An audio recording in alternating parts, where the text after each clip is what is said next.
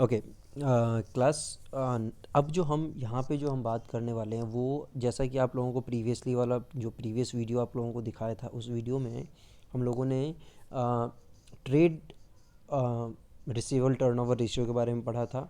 और हमने एक और था हमारे पास इन्वेंट्री टर्नओवर रेशियो के बारे में हमने पढ़ा था। तो हमने ये दो पढ़ा था कि ये दोनों जो हमारे पास है वो एक्टिविटी टर्नओवर रेशियो है। बेसिकली एक्टिविटी टर्नओवर रेशियो है जो बिजनेस में जो मेन काम होता है उस काम के अकॉर्डिंग जो ये रेशियोज बनता है उसके बारे में बात करते हैं। ठीक है, तो थर्ड जो रेशियो हमारे पास है that ratio is your this ratio basically is your trade payable turnover ratio. ये बेसिकली क्या एम्फेसाइज करता है कि how frequently you have to pay to the creditor. जब आप सामान परचेज करते हैं तो आप कैश में भी परचेज करते हैं और आप सामान क्रेडिट में भी परचेज करते हैं। तो यहाँ पे जो हम करने की कोशिश कर रहे हैं वो हम ये फाइंड आउट करने की कोशिश कर रहे हैं कि how frequently you have to pay, how frequently you have to pay, आपको कितनी जल्दी जल्दी जो है वो लोगों को पेमेंट करना पड़ेगा। तो दिस इज़ व्हाट। ठीक है, तो अगर हमें सपोज करो कि अगर हमारा सपोज कि डेटर टर्नओवर रेशियो जो जो हमारे पास पैसे आ रहे हैं वो आ रहा है 1 मंथ के गैप पे, लेकिन अगर हमें पेमेंट करना है 20 डेज़ पे, तो इन दैट केस हमारे पास 10 डेज़ का गैप है। हमें पेमेंट जल्दी करना पड़ रहा है लेकिन हमारे पास कम रहा है, तो हमें उन चीज़ों को क्या करना पड़ेगा, फिल करना पड़ेगा। हमको ऐसा रेशियो बनाना पड़ेगा, हमें ऐसा सिचुएशन डेवलप करना पड़ेगा कि हमें डेटर से पैसे आएंगे और हम क्रेडिटर को दे देंगे। तो इसके लिए आपको याद रखना है कि आपका जो डेटर्स टर्नओवर रेशियो जो है और जो आपके पास एवरेज रिसीवेबल टाइम पीरियड है वो आपका कम होना चाहिए और आपका जो एवरेज पेएबल टाइम पीरियड होगा वो आपका क्या होना चाहिए, ज़्यादा होना चाहिए। तो यहाँ पे जो हम फोकस करेंगे वो हम यही करेंगे कि हाउ फ्रीक्वेंटली योर बिजनेस और how frequently business need to pay, मतलब कितनी जल्दी जल्दी उनको पेमेंट कर रहा है। Lower the ratio better it is, जितना कम होगा उतना ही ज़्यादा टाइम पीरियड आपका ज़्यादा होगा। तो इसका फॉर्मूला क्या होता है, देखो formula is your net credit purchase, net credit purchase, net credit purchase. Net credit purchase का मतलब वही कैश, अगर आपके पास टोटल परचेज दिया हुआ है तो total purchase is equal to क्या होता है आपके पास, cash purchase plus credit purchase.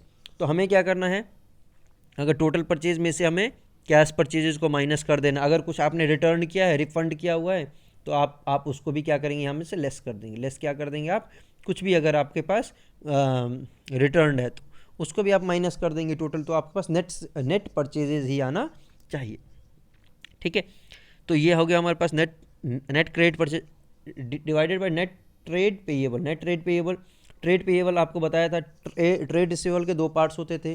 क्या क्या होता था हमारे पास, डेटर्स एंड ट्रेड रिसीवेबल। तो यहाँ पे हमारे पास दो पार्ट कौन कौन से हो जाएंगे ट्रेड पेएबल के, यहाँ पे हो जाएगा हमारे पास ट्रेड पेएबल। मैं आपको सिर्फ ट्रेड पेएबल के बारे में बता रहा हूँ। तो यहाँ पे हो जाएगा आपके पास क्रेडिटर प्लस बिल्स पेएबल। ठीक है, क्रेडिटर प्लस बिल्स पेएबल। अब आपको एवरेज ट्रेड पेएबल के बारे में बोला गया, तो एवरेज ट्रेड पेएबल का मतलब opening plus closing divided by 2, opening plus closing divide by 2। अगर सिर्फ एक है तो हम उसी को हम क्या ले लेंगे, एवरेज ट्रेड पेएबल मान लेंगे। ठीक, इसी का जो दूसरा पार्ट था, जैसे हमने डेटर टर्नओवर रेशियो में एवरेज कलेक्शन पीरियड किया था, वहाँ यहाँ पे हमें जो है वो एवरेज पेमेंट पीरियड हमने निकालना है, क्योंकि क्रेडिटर को हम पेमेंट करते हैं। तो अगर आपको डेज़ में देना है तो आप 365 ले सकते हैं, अगर आपको मंथ्स में निकालना है तो 12 मंथ्स लेंगे। ट्रेड पेएबल टर्नओवर रेशियो आप यहाँ पे ले लेंगे। तो आपको याद रखना ये रेशियो जितना कम होगा ये टाइम पीरियड उतना ज़्यादा होगा, और जितना ज़्यादा टाइम पीरियड होगा दैट मीन्स कि हमें उतने ज़्यादा दिन के लिए क्रेडिट मिल रहा है। और अगर हमें क्रेडिट मिलेगा दैट मीन्स कि हमें पैसे देने की जो ज़रूरत है वो बार बार नहीं पड़ेगी, हमें कम टाइम, मतलब हमें ज़्यादा ज़्यादा दिन मिलेगा उनको पेमेंट करने के लिए। ठीक है, चलिए आगे बढ़ें, नेक्स्ट पेज पे चलते हैं, फिर हम बात करते हैं कि हमारे पास नेक्स्ट पेज पे और क्या कुछ मिलेगा। ठीक, चलिए जी नेक्स्ट पेज। अब देखिए यहाँ पे एक क्वेश्चन हमें दे दिया गया है, क्वेश्चन नंबर 89। ये आप लोगों के बुक से ही लिया है, बुक से इसीलिए लिया है कि आप लोग इसे देख सकते हैं, वेरीफाई कर सकते हैं। ठीक है, अब ये क्या है आपके पास, illustration number 89। From the following particulars taken from the books of Tata press limited calculate trade payable turnover ratio and average payable period. ये आपसे दोनों चीज़ पूछ रहा है कि कितना फ्रीक्वेंटली आपको पेमेंट करना पड़ेगा। ठीक है, अब हमें क्या चाहिए, हमारा फॉर्मूला क्या होता है, हमारा फॉर्मूला क्या है, हमने क्या बोला, ट्रेड पेएबल टर्नओवर रेशियो ना, टर्नओवर रेशियो। तो ट्रेड पेएबल टर्नओवर रेशियो का फॉर्मूला क्या है, credit purchases divided by average inventory, sorry average trade payable, average trade payable. ठीक, चलिए अब क्या होगा, अब हम आगे क्या करें। अब हमारे पास देखो creditors at the end and at the beginning of the year तो हमारे पास दिया हुआ है। ठीक, तो यहाँ से आप एवरेज क्रेडिटर, क्योंकि हमारे पास कुछ और तो दिया हुआ नहीं, एवरेज क्रेडिटर्स निकाल लो, एवरेज क्रेडिटर्स या फिर ट्रेड पेएबल, तो 160 plus 120 divided by 2 that comes to 140, 1,40,000 हमारे पास आ गया। ऐसे ही हमारे पास क्रेडिट सेल्स देखो जी, credit sales is equal to क्या हो जाएगा, देखो यहाँ पे टोटल सेल्स दिया हुआ है 8,50,000, 8,50,000 में से परचेज रिटर्न कितना दिया हुआ है 50,000, याद रखना है टोटल दिया हुआ है इसीलिए हम माइनस कर रहे हैं, अगर नेट होता तो माइनस नहीं करते। माइनस कैश परचेजेज कितना 1,00,000 है, तो अगर आप ये सब काम कर लेते हो तो आपके पास जो वैल्यू बचेगा वो कितना बचेगा 7,00,000 रुपये की वैल्यू बचेगी। कितने की वैल्यू बचेगी 7,00,000 रुपये की आपकी वैल्यू बचेगी। क्रेडिट सेल्स कितना हो जाएगा हमारे पास 7,00,000 हो जाएगा। पॉइंट समझ में आ गया क्या होगा हमारे पास, तो क्रेडिट सेल्स कितना हो जाएगा हमारे पास 85,000 माइनस 50,000, 50,000 क्यों लिया है मैंने 8,50,000 सॉरी 8,50,000, 50,000 इसीलिए लिया है क्योंकि यहाँ पे परचेज रिटर्न है और यहाँ पे टोटल परचेज वर्ड लिखा हुआ था, अगर नेट होता तो हम माइनस नहीं करते। यहाँ पे हमारे पास आ गया है, अब आप निकाल लो trade payable turnover ratio, trade payable turnover ratio का फॉर्मूला अभी आपने निकाला कितना था, credit sales 7 lakh divided by यहाँ पे 1,40,000, यहाँ पे कितना आ गया 5 टाइम्स आ गया। दैट मीन्स हमें ईयरली कितना पेमेंट करना होगा उनको, साल में पूरे साल में 5 बार पेमेंट करना होगा। अब ये तो हमने निकाल लिया 5 टाइम्स, अब हमें बोला गया कि एवरेज पेएबल पीरियड निकालो, एवरेज पेएबल पीरियड निकालो। एवरेज पेएबल पीरियड हम निकालेंगे तो अभी निकाला है हमने, अगर हमें 365 से निकालना हो तो 360 यहाँ पे से डेज में आ जाएगा आपके पास, अपॉन 5 फार्मूला यही होता है हमारे पास 365 अपॉन एवरेज पे sorry trade payable turnover ratio तो 5 था। नहीं, अगर आप ये फार्मूला यूज़ नहीं करना चाहते, अगर आप चाहते हैं कि हम जो है कोई दूसरा वो यूज़ करें तो आप क्या कर सकते हैं 12, क्योंकि मंथ्स के हिसाब से करेंगे तो 12 upon 5 that comes to 2.4, that means हर एक अप्रॉक्सीमेटली 2.5 महीने में आपको पेमेंट करना है। तो आपको कितना क्रेडिट टाइम मिल गया है 2.4 मंथ्स का आपको क्रेडिट टाइम पीरियड मिल गया है। ठीक है, चलिए जी, ठीक, यहाँ तक क्लियर है, आगे बढ़े। ये हो गया हमारा एक क्वेश्चन।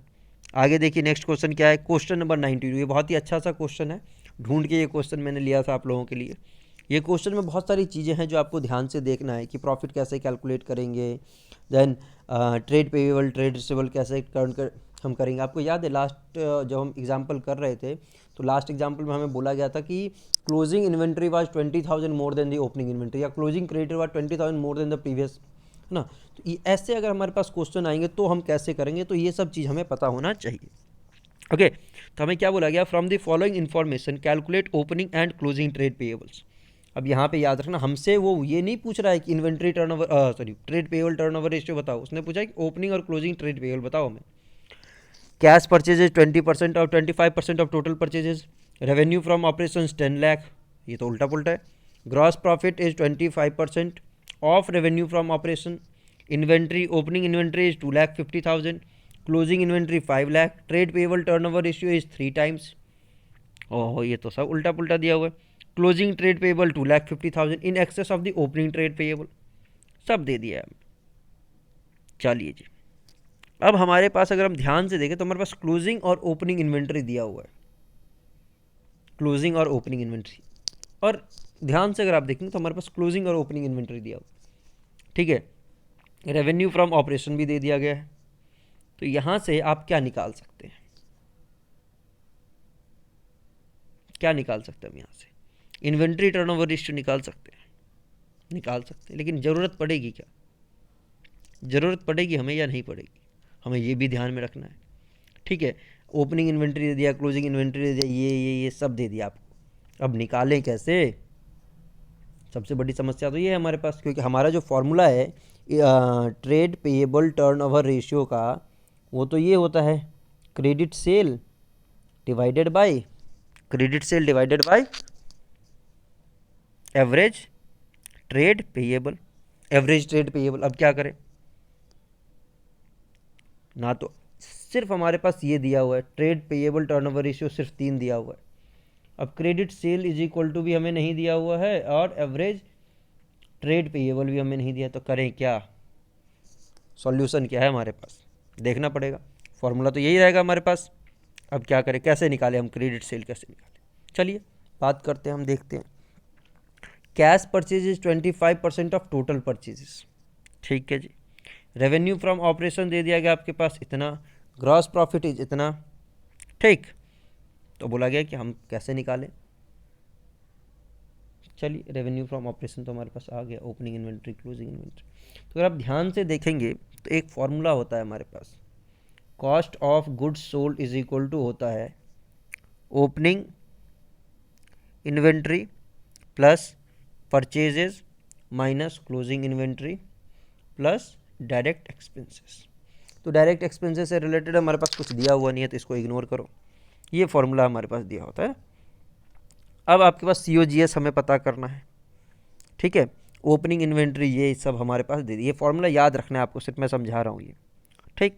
अब COGS का एक और फॉर्मूला होता है, COGS is equal to revenue from operation minus gross profit. अब COGS हम यहाँ से अगर ध्यान से देखेंगे आप, तो रेवेन्यू फ्रॉम ऑपरेशन दिया हुआ है आपके पास 10 लाख, तो 10 lakh minus profit 25% of revenue from operation. Gross profit कितना है? 25% रेवेन्यू फ्रॉम ऑपरेशन, ध्यान से देख लेना इसको, 25%, तो 25 अपॉन 100 इंटू 10 लाख, बता दो भाई 10 लाख आ जाएगा। जैसे ही आप निकालोगे तो आपका COGS कितना आ गया? 7.5 लाख आ गया। कितना आ गया आपका COGS? 7.5 लाख। अब क्या करें, आगे बढ़े, नोट करते रहना और समझ लेना, बाद में से पॉज करके आप लोग समझते रहना और फिर आगे बढ़ते रहना। Okay, what to do after this? After this we have to find out, we have to go to that the previous formula, that COGS is equal to opening stock plus purchases minus closing stock, because we are not having that direct expenses, so we are excluding that direct expenses. COGS we found, and that COGS comes to be 7,50,000, ये हमारे पास 7,50,000, and then the opening stock that we have been given with 2,50,000, okay, 2,50,000 plus purchases we don't know, minus closing stock we are having 5 lakh rupees. Closing stock is your 5 lakh rupees. That means during the entire year, how much we have purchased? 10 lakh rupees. So purchases is equal to 10 lakh. Purchases is equal to 10 lakh. Purchases is 10 lakh. This is your total purchases. Okay, this is your total purchases. Okay, next point, we found out total purchases. Is there any return outward or something like that? No, nothing is there. Okay, so total purchases we came, total purchases is equal to cash purchases plus credit purchases. Total purchases is your 10 lakh rupees is equal to cash purchases. Cash purchase is 25% of total purchase. This is written here na. Okay, so cash purchase is 25%. So 25 upon 100 into 10 lakhs plus credit purchases. So you can easily find it out as credit purchases is equal to 7.5 lakhs. 7.5 lakhs. Okay, 7.5 lakhs. Point is clear. Credit purchase we find out 7,50,000. Okay, what to do next? Next we find out we have already found out that credit purchases and other things also. So now put these values in your opening and closing stock, then you will be able to find out easily. Okay, so now the formula is trade payable turnover ratio. Trade payable credit purchases divided by average payable.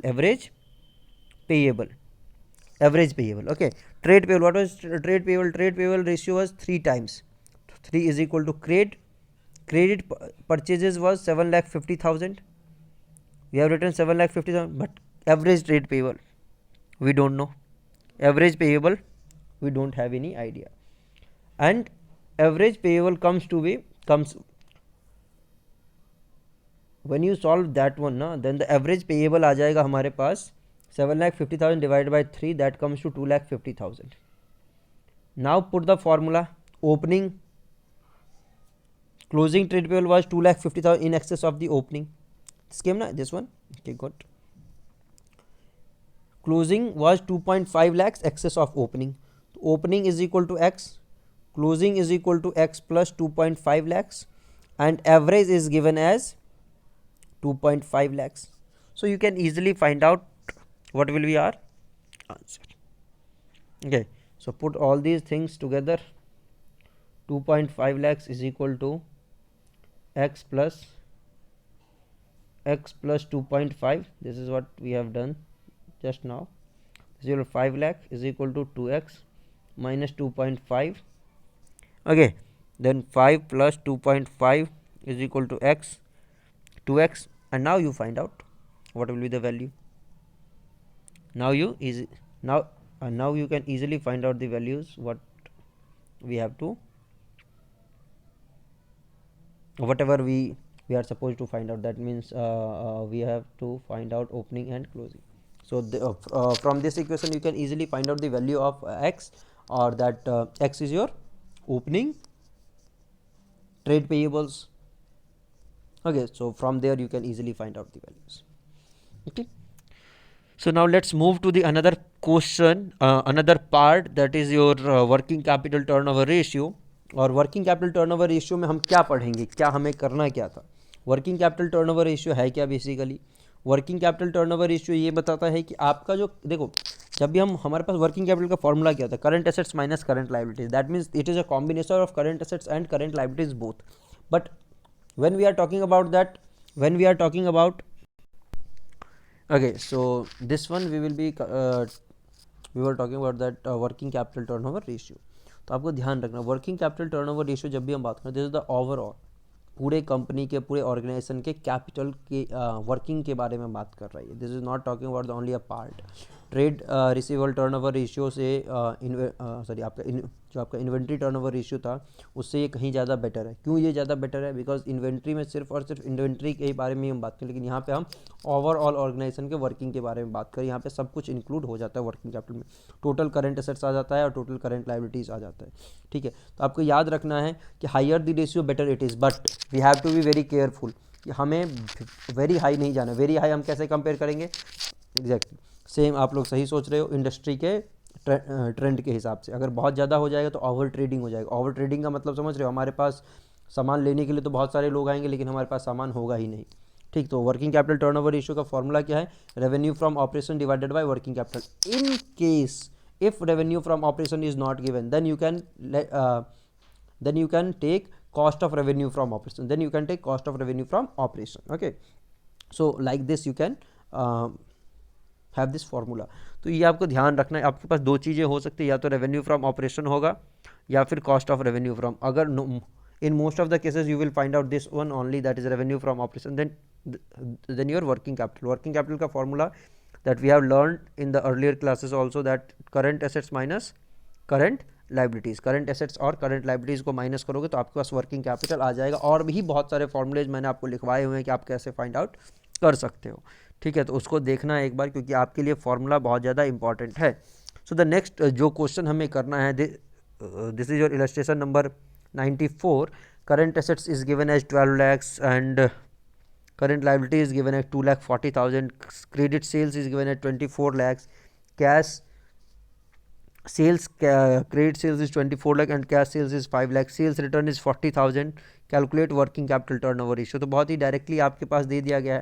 तो सबसे पहले आप working capital find out कर लेंगे. तो current assets minus current liabilities, तो 12 lakhs minus 2.4 lakhs and that comes to 9.6 lakhs. Okay, then आप आ जाएंगे रेवेन्यू फ्रॉम ऑपरेशन बोला गया है हमें. सेल्स हमें दे दिया गया है, credit sale and cash sales. तो रेवेन्यू फ्रॉम ऑपरेशन जब आप निकालोगे तो रेवेन्यू फ्रॉम ऑपरेशन कितना है? 24 लाख प्लस कैश सेल्स कितना है? 5,20,000 माइनस कितना करोगे? Sales return, that is your 40,000. क्योंकि यहाँ पे हमें सिर्फ और सिर्फ रेवेन्यू फ्रॉम ऑपरेशन बोला गया था, तो जब आप इसे करोगे तो आपके पास कितना आ जाएगा? 28,80,000 आपके पास ये वैल्यू आ जाएगा. ओके, अब आप इसको फॉर्मूला में पुट कर दो. आपने पुट कर दिया तो ये देखो आपके पास आ गया 28,80,000 डिवाइडेड बाई 9,60,000. तो बहुत ही आसान है, बट आपको याद रखना है कि आपको फॉर्मूला 100% याद होना चाहिए और आपको स्विच करना भी आना चाहिए कि आप कौन से फॉर्मूले से कौन से फॉर्मूले पे जा सकते हो. आपको स्विच करना भी बहुत ज़्यादा ज़रूरी है. और स्विचिंग आप कब सीख सकते हो? जब आप रेगुलरली इसकी प्रैक्टिस करोगे, और या तो आप बहुत सारा प्रैक्टिस, बहुत सारे क्वेश्चन एक साथ कर लो बैठ के.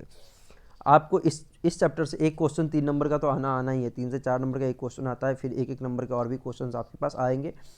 आपको अगर इस चैप्टर को बहुत ही अच्छे से करना है तो लास्ट 5 ईयर का सैम्पल पेपर उठाओ, प्रीवियस ईयर पेपर्स उठाओ और उसको सॉल्व कर लो। उसमें से ऑप्शन भी आपके पास आता है। तो in every paper you will be getting 2 questions और 2 into 5 10 क्वेश्चंस आपके पास आ जाएगा, but you can do that only after completing this whole chapter. उससे पहले मत करना, नहीं तो फिर घर वर फंस जाओगे। ठीक है, नेक्स्ट देखो इलस्ट्रेशन नंबर 95। देखो क्या लिखा हुआ है, working capital turnover ratio from the following, cost of revenue from operation दे दिया गया है, current assets and current liability दे दिया गया है। अब इस केस में हमारे पास कॉस्ट ऑफ रेवेन्यू दिया हुआ, क्या हम किसी भी हाल में revenue from operation find out कर सकते हैं? आंसर इज नो, नहीं कर सकते। किसी भी हाल में हम नहीं कर सकते, किसी भी हाल में हम नहीं कर सकते हैं। तो अब क्या करें हम? 1,50,000 है, ये क्या करना चाहिए हमें बताओ? तो अब तो हम कुछ कर नहीं सकते, नहीं कर सकते ना, तो क्या करें बताओ? तो हमें cost of revenue from operation ही लेना पड़ेगा एंड वर्किंग कैपिटल। तो देखो यहाँ पे इन्होंने यूज़ किया हुआ है cost of revenue from operation, that is your 1,50,000 divided by your working capital, that is 1 lakh minus 75,000 25,000। तो ये आपके पास 6 टाइम्स आ गया। ठीक है, तो ये हमें पता करना चाहिए। किसी इंडस्ट्री के लिए, किसी कंपनी के लिए भी बहुत ज़्यादा हो सकता है, किसी के लिए ऑन एन एवरेज हो सकता है, किसी के लिए हाई हो सकता है। तो ये डिपेंड करता है इंडस्ट्री ट्रेंड के ऊपर। ओके, चलिए जी नेक्स्ट क्वेश्चन पे चलते हैं। नेक्स्ट पे देखते हैं थोड़ा सा, नेक्स्ट क्वेश्चन हमारे लिए अच्छा है, और नेक्स्ट क्वेश्चन अच्छा तो है तो फिर करना भी पड़ेगा थोड़ा सा मेहनत हमें इस पर। चलिए देखते हैं कि क्या कुछ दिया हुआ है। अब देखो ये क्वेश्चन है क्या बेसिकली हमारे पास, ये क्वेश्चन हमें क्या बोला क्या गया है वो देख लो।